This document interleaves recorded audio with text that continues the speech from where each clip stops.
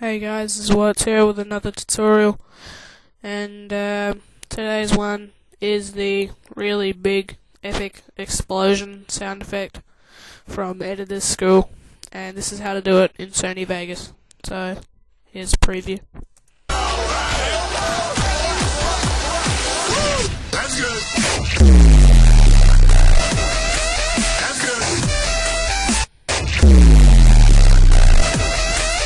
Okay, so that's what we're going to be learning today. Okay, so the download link will be in the description, and it's by Editor's School, but they only do After Effects tutorials, and they've only done like 3 Sony Vegas tutorials.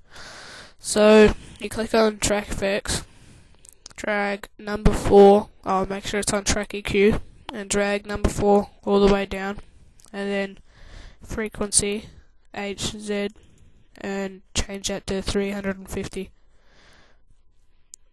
and then and then go volume slider, this thing, and drag it all the way to 12 dB, and then it's gonna be really loud like this.